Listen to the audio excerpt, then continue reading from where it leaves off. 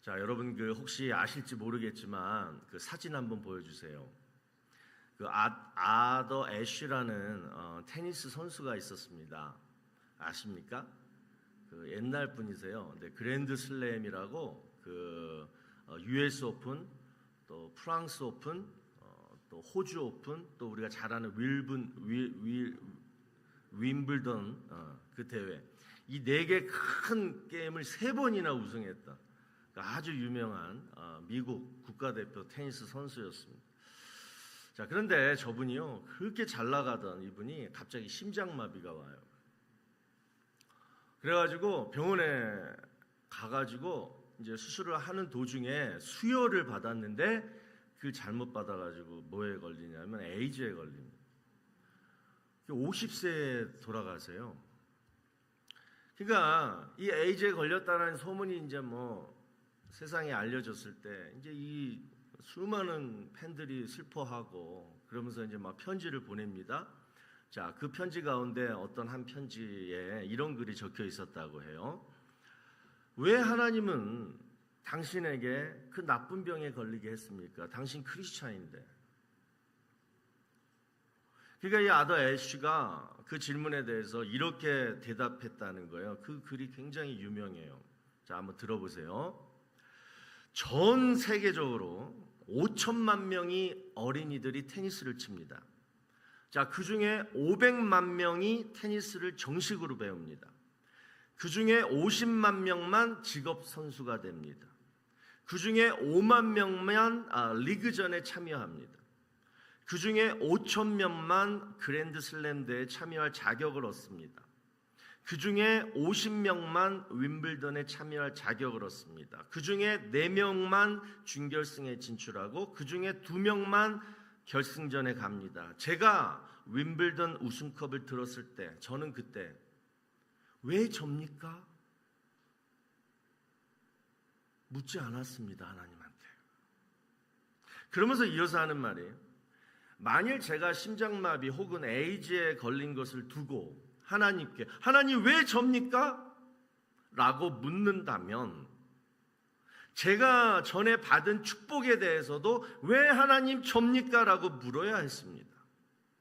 그러나 1975년 윈블던 대회에서 우승한 그 다음날 저는 제가 받은 축복에 대해서 왜 접니까? 라는 질문을 하지 않았습니다. 그렇기 때문에 지금 당하는 재앙 앞에서도 왜 접니까? 라는 질문을 저는 하나님께 묻지 말아야 됩니다. 이렇게 썼다고요. 자, 여러분, 우리가요 고난당할 때 우리가 고난의 이유를 알고 싶어 한다면 왜 이런 고난이 나에게, 왜 우리 가정에게 일어납니까? 하나님께 물어보시고자 하신다면 여러분, 축복받을 때에도 왜 하나님 저한테 이런 축복을 주십니까? 그 이유를 물어봐야 된다라는 거예요. 그러나 우리는 절대 축복받을 때에는 내가 왜 이런 축복을 받고 있는지 그 이유를 알려고 하지 않아요. 그냥 감사해요. 기뻐해요.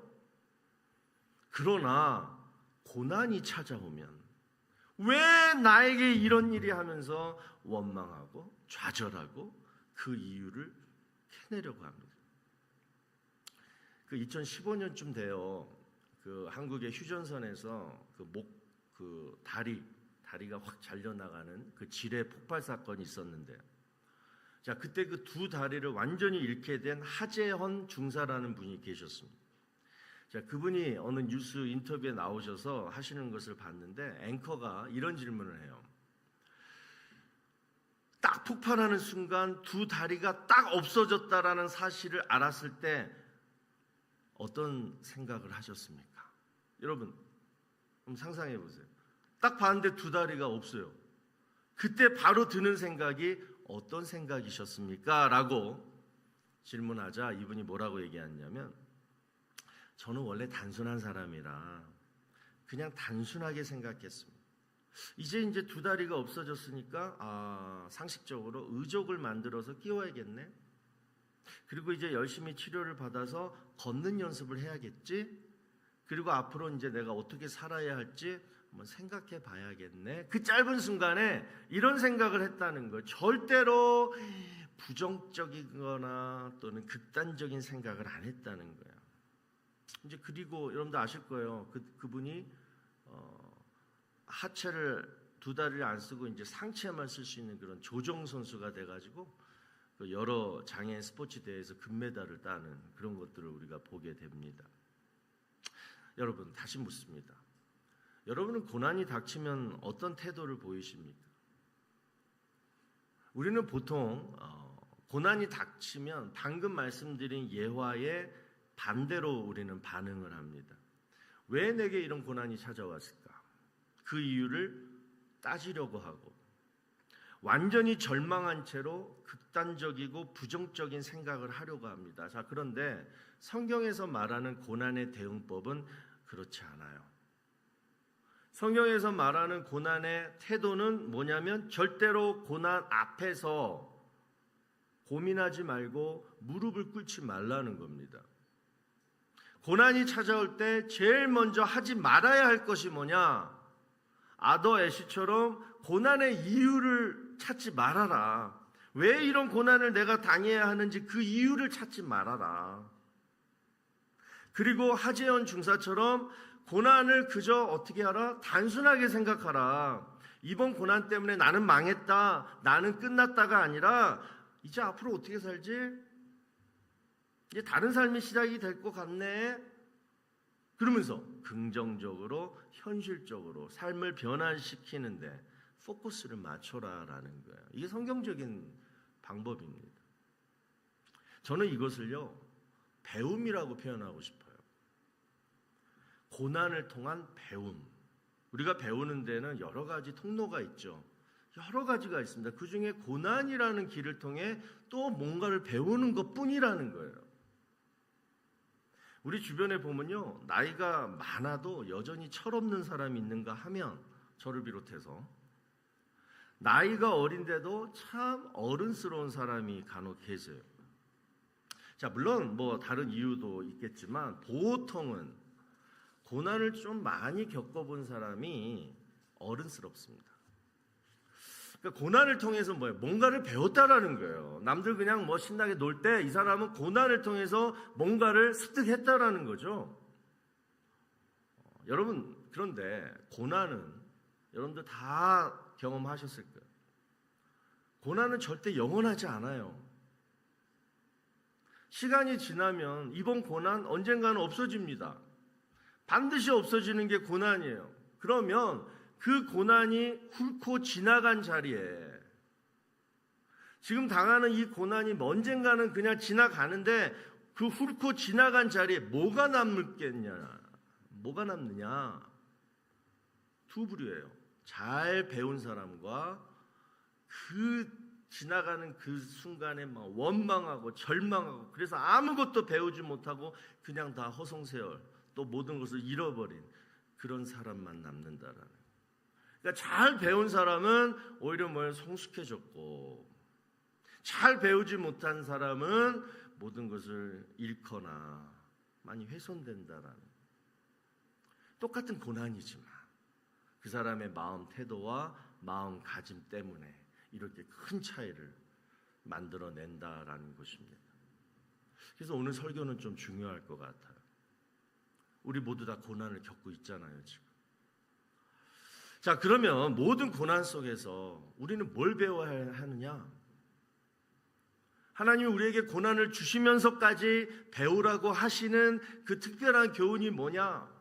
2023년에 하나님이 예비하신 그 고난은 뭘 너가 배워야 한다라고 주신 것이라면 이번 올해 2025년 지금 상반기 때 내가 겪었던 그 고난은 도대체 하나님이 왜 주셨을까? 교훈이 뭘까? 이유가 아니라 교훈이 뭘까?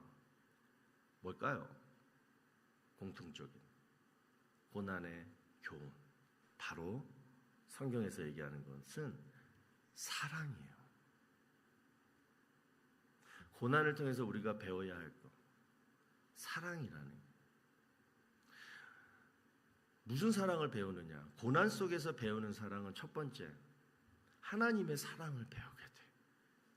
평소에 못 느꼈던 잊어버리고 살았던 하나님에 대한 하나님의 사랑, 나에 대한 하나님의 사랑을 고난 속에서 배우게 되고요. 두 번째는 그동안 너무 바쁘게 살다가 그래서 잊고 살았던 나 자신을 사랑하는 방법을 다시 배우게 돼요. 리마인드하게 돼요. 세 번째는 고난을 겪다 보면 내가 많이 약해져요. 많이 겸손해져요. 그러면서 뭘 겪게 되냐면 절대 용서할 수 없었던 사람을 용서할 수 있는 그러한 마음. 고난 속에서 배우게 돼요. 그래서 오직 고난을 통해서 우리는 이런 사랑을 배우게 된다는 거예요. 자, 이 사실을 오늘 본문에서 예수님께서 말씀해 주는데요. 자, 오늘 본문 예수님이 십자가를 지시기 전에 바로 그 전날 제자들과 마지막 최후의 만찬 자리에서 제자들의 발을 지금 씻겨 주십니다. 자, 그런데 이 성경의 저자는 예수님이 제자들의 발을 씻기신 이유에 대해서 왜 제자들의 발을 씻기셨느냐 그 이유에 대해서 딱 한 문장으로 얘기해 주는데요. 그게 오늘 본문 1절 후반절에 나와요. 보세요. 세상에 있는 자기 사람들을 사랑하시되 끝까지 사랑하시니라. 마지막 돌아가시기 전에 예수님이 우리에게 보여주신 사랑은 뭐냐면 그냥 사랑이 아니라 사랑하되 끝까지 사랑하는 사랑을 몸소 발을 씻겨주시면서 보여주셨다라는 거예요. 자, 그러면 여러분 사랑하되 끝까지 사랑하는 게 이게 무슨 말일까요? 자, 우리 누구나 사랑하죠. 그러나 끝까지 사랑하는 거 이건 틀려요. 참 힘들어요. 그러면 끝까지 사랑하려면 어떻게 해야 되느냐? 오늘 예수님이 제자들의 발을 씻어 주시면서 우리에게 두 가지로 가르쳐 주고 있습니다. 자, 첫 번째는 뭐냐? 그 사람의 연약함. 그 사람의 연약함을 내가 인정해 주고 알아야지 끝까지 사랑해 줄 수 있다라는 거예요. 자, 예수님은 베드로가 자신을 부인할 것을 이미 아셨죠? 지금 발을 씻어주면서도 또 가룟 유다도 예수님을 배신할 것을 이미 아셨어요. 근데 평상시에 이 두 사람은 예수님을 참 좋아했어요. 잘 따랐어요. 그러나 왜 배신했죠? 상황 때문에 배신했어요. 그러니까 베드로는 자기가 죽을까 봐 그잖아요. 작은 여종이 너 예수 제자지? 예수님이 지금 법정에 서서 막 지금 고초를 당하고 계시는데 저 사람 너 알지? 그러면 함께 고초 당할까 봐 그 상황을 피하려고 예수님을 배신한 거잖아요. 가룟 유다는 뭐예요? 돈 때문에 예수님을 배신한 거예요.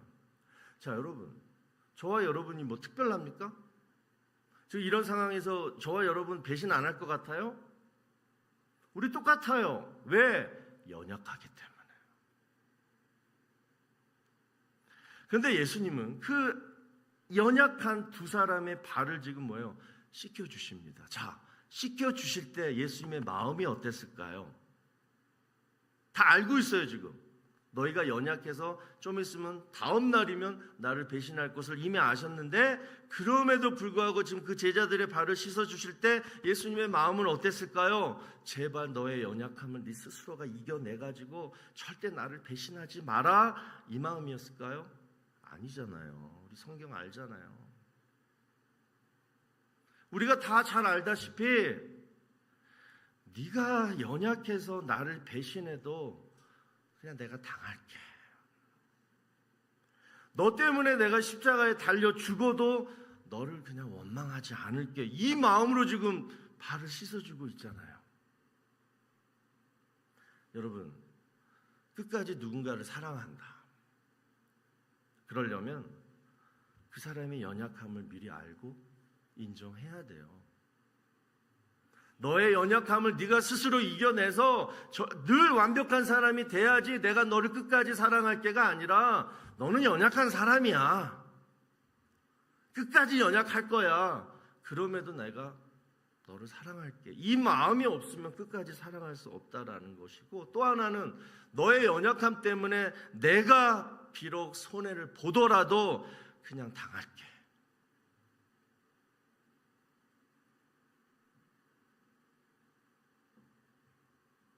그 마음이 있어야지 끝까지 사랑할 수 있다는 거예요.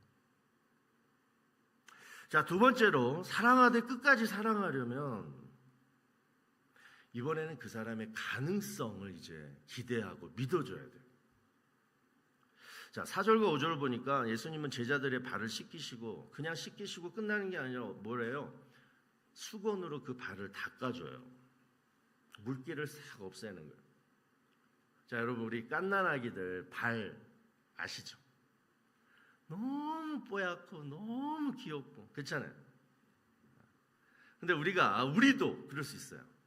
평소에 발 안 닦는 사람들은 좀 문제가 있는데 어느 날 여러분 막 샤워까지 하기엔 너무 피곤해서 그냥 발만 닦을 때 있잖아요.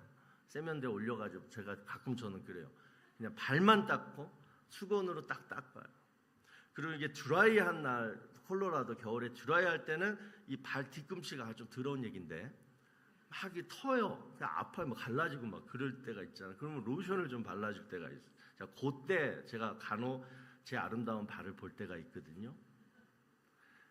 평소에는 발이 굉장히 지저분하고 드라이한데 발을 잘 씻고 로션을 발라주면 그 발이 어떻게 돼요? 뽀얗게 정도, 깐난하게 정도는 아니지만 정말 깨끗해지고 또 기분도 상쾌해져. 예수님이 제자들의 발을 씻어 주셨을 때 이미 그 제자들의 발이 뭐예요? 자신을 배신하고 도망칠 발임을 아셨죠, 지금. 그러나 그 발을 씻어 주시고 닦아 주셨다. 그러면서 그 뽀얀 발을 보시면서 예수님은 뭘 하셨느냐? 믿어줬다는 거예요. 장차 이 발이 변하여 복음을 전하다가 십자가에 못 박히게 될 거룩한 발이 될 것을 아셨고 믿어줬다는 거예요. 그 믿음대로 진짜 제자들은 뭐예요? 그렇게 죽잖아요. 순교하잖아요. 저는 오늘 설교를 준비하면서 사랑하되 끝까지 사랑해야 할 사람이 누구인가를 한번 생각해 봤습니다. 여러분도 한번 생각해 봐요. 대충 그냥 사랑만, 이 사람은 이 정도만 사랑하고 이 사람은 끝까지 사랑해야 할 사람들이 있잖아요. 자, 첫 번째, 가장 가까운 사람들이 있죠. 가족, 부모님, 또 배우자, 또 우리 자녀들, 또 우리 형제 자매들. 그러니까 이 부류는 끝까지 사랑해야 돼요. 그런데 살다 보면 너무 가깝기 때문에 서로의 연약함 또 실수를 너무나 잘 알고 있는 사이이기 때문에 가끔은 사랑하기 어려울 때가 있어요. 하지만 그래도 이 부류는 핏줄에 힘이 있기 때문에 끝까지 사랑할 가능성이 높습니다. 자, 두 번째, 친구. 친구는 좋아요. 좋은데 가끔 싸우죠. 왜? 오해가 생기거나 또는 갈등이 생길 수가 있어요. 근데 요것들을 잘 이렇게 좀 넘어가고 잘 극복해 나가면 친구도 끝까지 사랑할 수가 있습니다. 세 번째, 내게 상처 준 사람. 힘들어요. 나를 보면 늘 적대시하고 막 상처 주는 사람을 어떻게 사랑할 수가 있어요? 감정적으로 사랑할 수 없어요. 보기도 싫고 생각만 해도 화가 나는데 사랑은 무슨 사랑이? 그런데 이런 사람을 사랑하려면 또는 사랑해야만 되는 상황이라면 우리는 성경을 힘을 빌려야 됩니다. 그래서 마태복음 5장 44절과 같은 말씀, 너희 원수를 사랑하며 너희를 박해하는 자를 위하여 기도하라.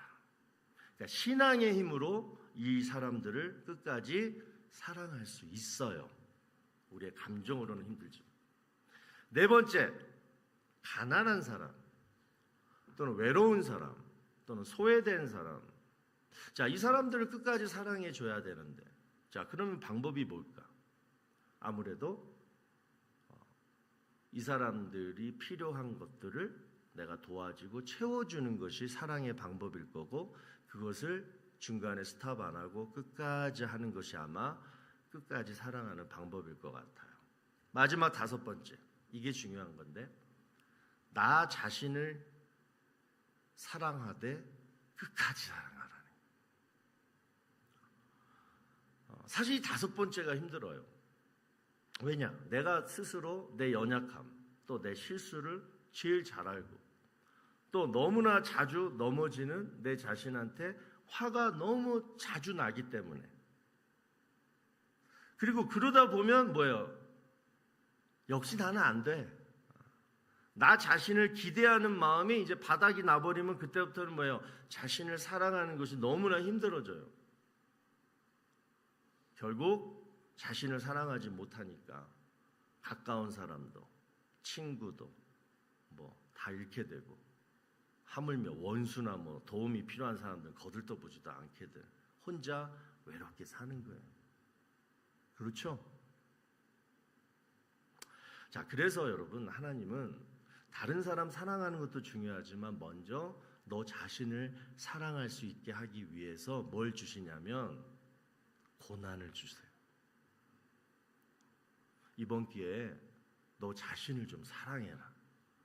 너 지금까지 자녀들 위해서, 남편 위해서만 살아왔잖아. 이번 짧은 고난 줄 테니까 너 자신을 한번 챙겨봐. 너 자신을 한번 돌아봐.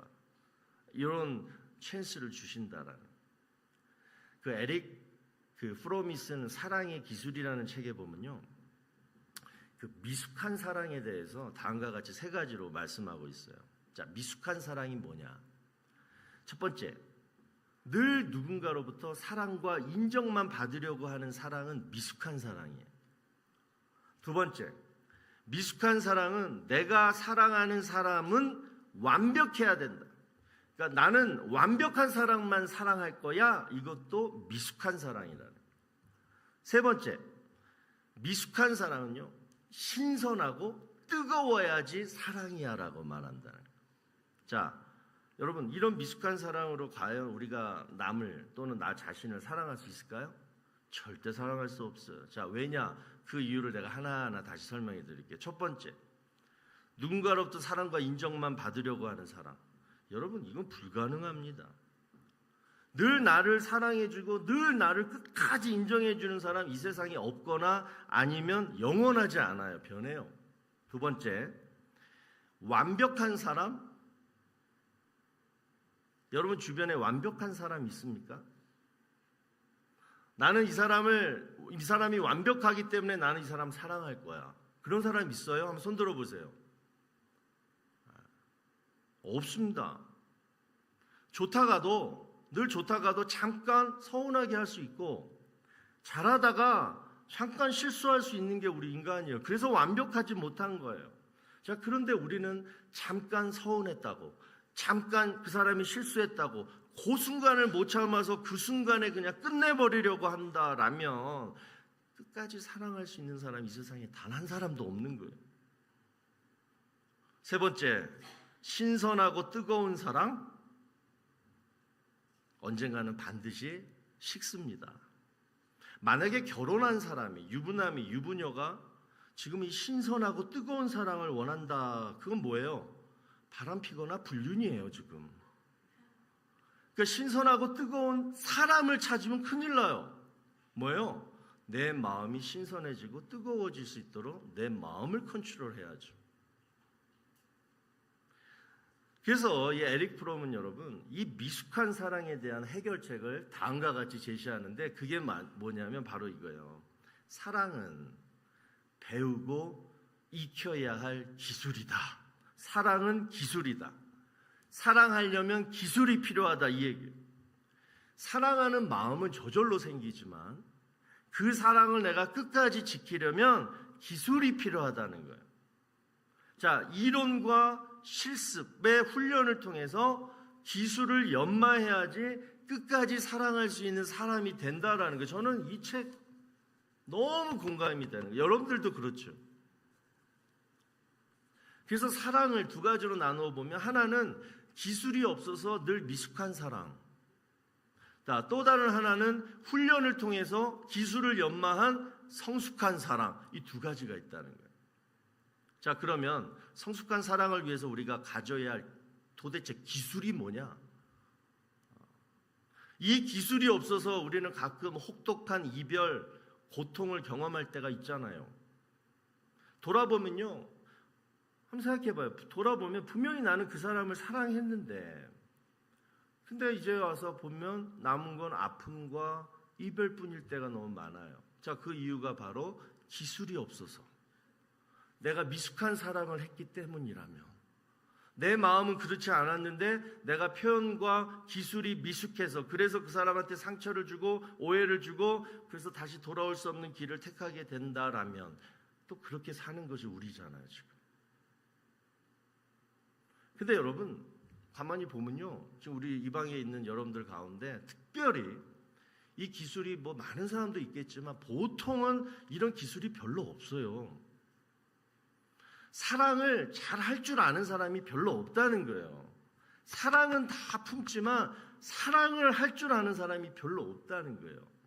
그러니까 죽을 때까지 미숙하게 사랑하다가 아쉬워하면서 그냥 꼴까닥 죽는다는 거예요.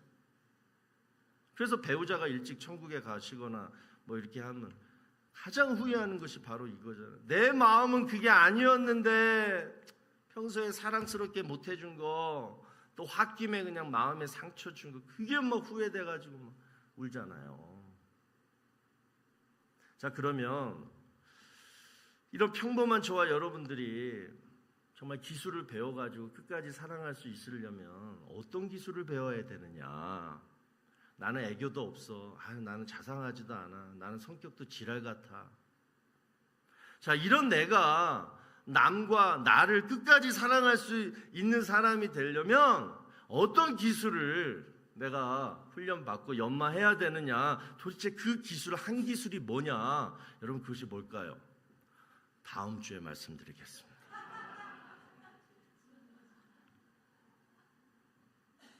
그러면 여러분들이 열받아서 교회 안 오시겠죠? 바로 말씀드리겠습니다.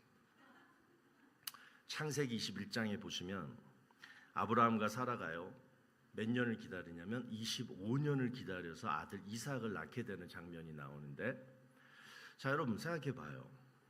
그냥 쉽게 생각해 봐요. 하나님은 왜 이 부부를, 아기 못 낳는 이 부부를 아기 낳게 해주겠다 약속해놓고 왜 25년이나 기다리게 하셨을까? 기다려도 너무 오래 기다리게 하는 거잖아요, 이거는. 그 이유가 뭘까? 바로 사랑의 훈련 또는 사랑을 위한 고난이라고 생각해 볼 수 있어요. 뭐냐면, 어떠한 시련에도 너 하나님을 끝까지 사랑할 수 있겠니?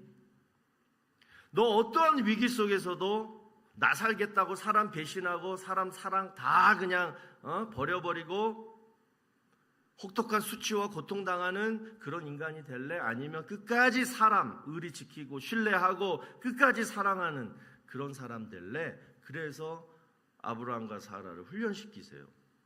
25년 동안. 이것을 성경에서는 기다림이라고 합니다. 그래서 여러분, 사랑은 기다림이에요. 미숙한 사랑을 성숙한 사랑으로 변화시키려면 무슨 특별한 기술을 배우는 게 아니라 뭐예요?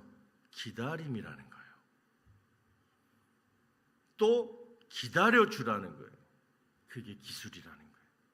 그러니까 내가 뭘 하는 게 아니라 씨앗이 열매가 될 때까지 기다려야 하듯이, 미숙한 사랑이 성숙한 사랑으로 바뀌려면 기다리라는 거예요. 그래서 하나님은 우리에게 사랑을 가르치기 위해서 기다리는 훈련을 시켜요. 자, 기다리는 훈련이 뭐예요? 두자, 고난이잖아요. 그래서 고난을 통해서 하나님이 사랑을 훈련시키는 거예요. 저는 하나님의 사랑 훈련은 마치 맷돌과 같다고 생각합니다. 자, 맷돌 아시죠? 맷돌. 자, 왜 맷돌이 하나님의 훈련이냐? 두 가지 이유 때문에 그래요. 하나는 훈련을 시킬 때 어떤 훈련을 시키냐면 어처구니 없는 일을 당하게 하세요. 자, 맷돌의 손잡이 이름이 뭐예요? 아시는 분? 어처구니예요. 그러니까 어처구니가 없네 이 말은, 여러분 맷돌은 돌려야 되는 게 맷돌인데 손잡이가 없으니까 뭐예요? 어처구니가 없잖아요. 그래서 손잡이 이름이 어처구니예요. 그러니까 하나님은 우리의 미숙한 사랑을 성숙한 사랑으로 변화시키기 위해서 뭐예요? 어처구니 없는 인간관계에 상처를 주신다라는 것. 진짜 어처구니가 없네. 저 사람은 정말 어처구니가 없는 사람이야. 이런 일을 막 당하게 하세요. 또 두 번째는 맷돌과 같다. 반복적인 일을 계속 당하게 하세요. 자, 여러분 맷돌 돌려보셨어요? 믹서기나 돌려보셨죠? 맷돌은 뭐예요? 한 방향으로 계속 이렇게 돌리는 거예요. 반복적으로 돌려야 돼요. 다 갈아질 때까지. 지겨워도. 자, 마찬가지로 하나님의 훈련은 내가 완전히 배우고 익혀서 깨달을 때까지 반복적으로 나를 돌리세요. 다람쥐 쳇바퀴 돌리듯이 계속 돌리세요. 비슷한 사람, 내가 지난번에 당했던 그 사람과 거의 비슷한 사람 또 만나게 하시고, 내가 지난번에 당했던 그 비슷한 일을 또 경험하게 하세요. 그래도 내가 깨닫지 못하면 또 그 일을 계속해서 반복시키신다라는 거예요. 그래서 에릭 프롬이 말한 사랑은 늘 배워야 되고 익혀야 될 기술이다. 그 기술이 뭐냐? 바로 기다림의 기술이다. 그러면 기다림의 기술은 뭐냐? 마지막으로 당연히 우리는 고린도 전서 13장을 펼치는 거예요. 거기에 다 나와요. 기다릴 때 어떻게 해야 되는지. 자, 한번 볼까요? 고린도전서 13장 4절부터 7절까지 말씀이에요. 여러분 기다리면 어떻게 기다리는지 이렇게 기다리는 거예요. 자, 한번 다 같이 읽습니다. 시작.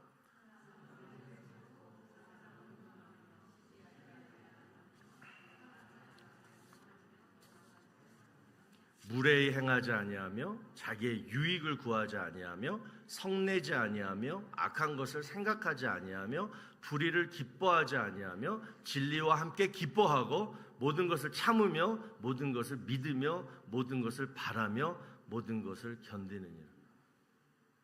이게 기다림의 기술이에요. 그러니까 여러분 혹시 지난날 미숙한 사랑으로 인해서 지금 마음이 힘드신 분 계십니까? 이 고린도전서 13장 4절에서 7절까지 말씀을 몇 번이고 읽어보시고 여러분 삶 속에 적용해 보시고 또 찬양으로도 계속 불러보세요. 그러면 마음이 치유가 돼요. 그리고 내 잘못을 반성하게 돼요. 자, 여기까지가 이론의 습득입니다. 이론적으로 마음이 치유가 되고 회복이 되는 거예요. 그 다음 그걸로 끝내야 되느냐? 아닙니다. 이제는 실천해야 돼요.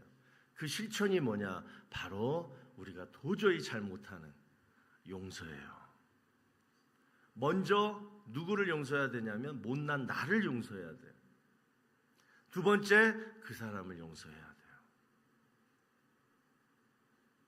그러니까 그냥 용서해라고 하면 절대 용서 못해요. 그러나 그 전에 지금 이론의 습득 제대로 하고 또 하나님한테 맷돌처럼 계속 훈련받고 계속 그러다 보면 할 수 없는 용서를 할 수 있게 된다는 거예요. 그러면 여러분 용서하잖아요? 그러면 하나님이 베푸신 은혜가 있어요.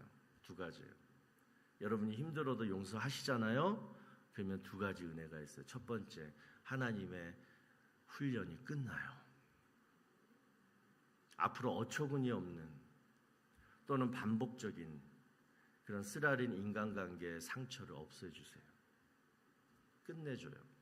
두 번째, 우리를 웃게 하세요. 자, 그 말씀이 베드로전서 3장 9절에 나오는데요. 보세요. 악을 악으로, 욕을 욕으로 갚지 말고 도리어 복을 빌라. 이를 위하여 너희가 부르심을 받았으니 이는 복을 이어받게 하려 하십니다. 여러분 이 말씀. 그러니까 하나님은 부부간의 사랑을 통해서 또는 인간관계를 통해서 복을 주십니다. 사람을 통해서 복을 주세요.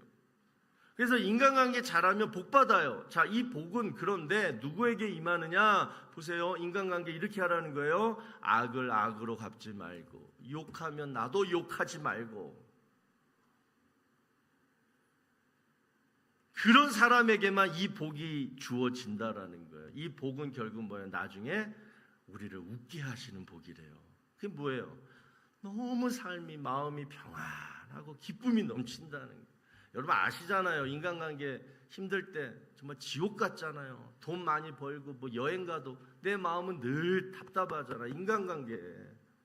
근데 악을 악으로 욕을 욕으로 갚지 않은 사람에게는 어떻게 알아? 다시 말해서 용서하면 뭐예요? 내가 용서하면 내가 살려고 용서하는 거예요. 그러니까 내가 복 받으려고 용서하는 거예요. 내 마음 편하려고. 그게 성경적인 거예요. 자, 오늘 우리 내 마음에 있는 모든 분노 또는 억울함 또는 의심, 악한 생각 이 시간 다 우리 십자가 아래 묻어버리고, 자, 이제 성숙한 사랑을 위해서 겸손히 내 자신을 돌아보며 우리 예수님처럼 나에게 이 세상 속에서 나에게 주신 모든 사람들을 어떻게 하다? 사랑하되 끝까지 사랑할 수 있는 그런 저와 여러분 되기를 주의 이름으로 축원합니다.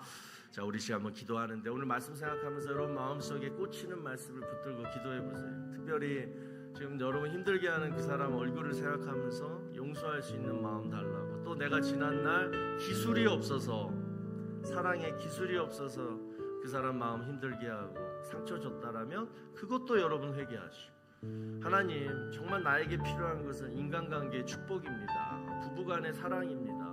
우리 자녀들과의 좋은 화합입니다. 하나님 그 축복을 달라고 우리 이 시간 기도하시고 우리 하나님께 나아가기를 원합니다. 다 같이 기도합니다. 아버지, 혹시 우리 이곳에 있는 성도들 가운데 인간관계 때문에 너무 마음이 답답하고 힘든 사람도 있습니다.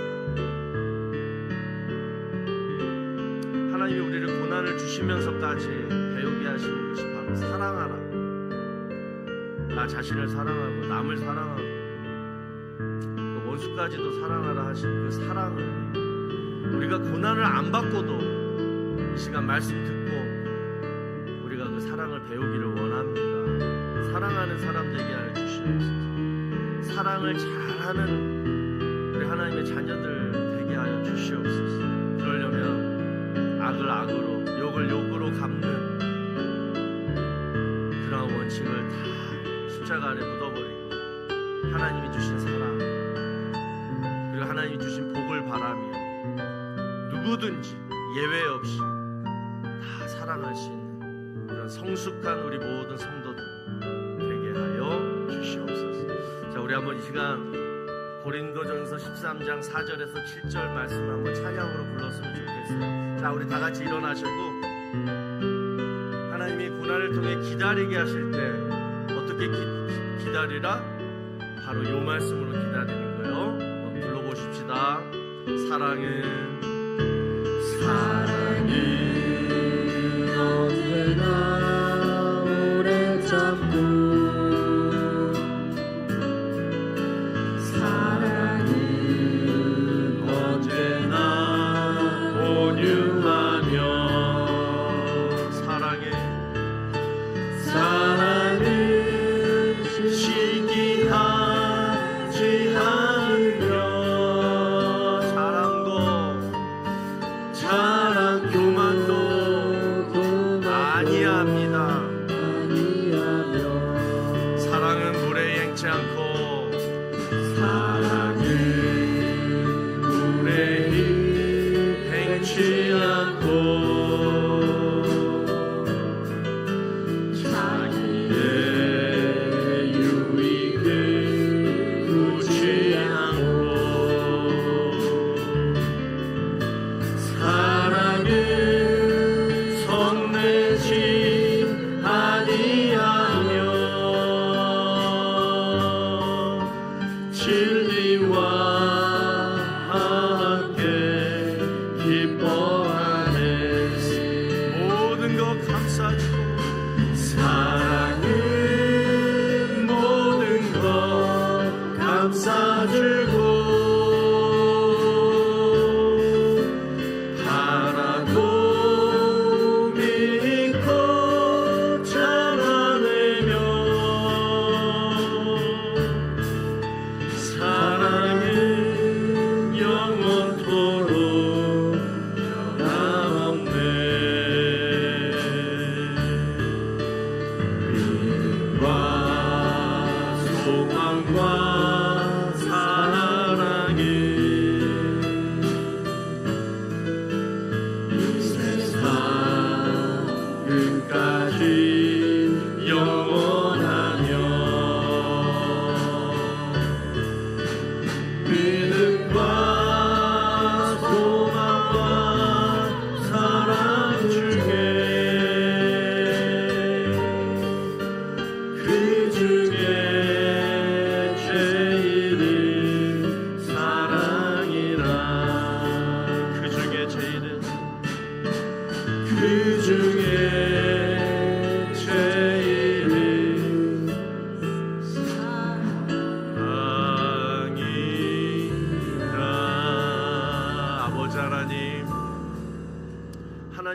많은 믿음이 있고 또 소망이 있는데도 왜 나의 마음이 힘들고 내 삶이 힘들까요? 인간관계 실패와 상처 때문에. 그래서 내 마음에 사랑의 마음이 없어서 너무 무미건조하고 황폐해져서, 그래서 하나님의 주신 축복을 누리지도 못하고 감사하지도 못하고 살 때가 하나님 너무나 많습니다. 이 시간 우리 성도들 마음에 사랑을 회복하게 하여 주시옵소서. 하나님에 대한 사랑, 나에 대한 사랑, 또 원수까지도 사랑할 수 있는 그 사랑을 성령님을 통하여 부어 주시옵소서. 정말 저들의 삶이 기쁨과 평강이 넘쳐나게 하시고, 그리고 악을 악으로 욕을 욕으로 갚지 않는 사람에게 하나님이 약속하신 그 복을 저들에게 부어 주시옵소서. 이제는 우리 구주 예수 그리스도의 무한하신 은혜와 하나님 아버지의 지극하신 사랑하심과 성령님의 감화 감동 위로 교통하심이 오늘 그동안 미숙한 사랑으로 인해 받은 상처와 후회와 또 닫혀진 마음들을 이 시간 십자가 아래 다 묻어버리고 이제 성숙한 사랑으로 나에게 주신 모든 사람들, 내 주변에 있는 모든 사람들을 사랑하기로, 그래서 기쁨과 평강 속에 살기로 이 시간 결단하며 돌아가는 사랑하는 주의 성도들 머리 위에와 가정과 자녀와 일터 위에 이제로부터 영원토록 함께 있을지어다. 아멘.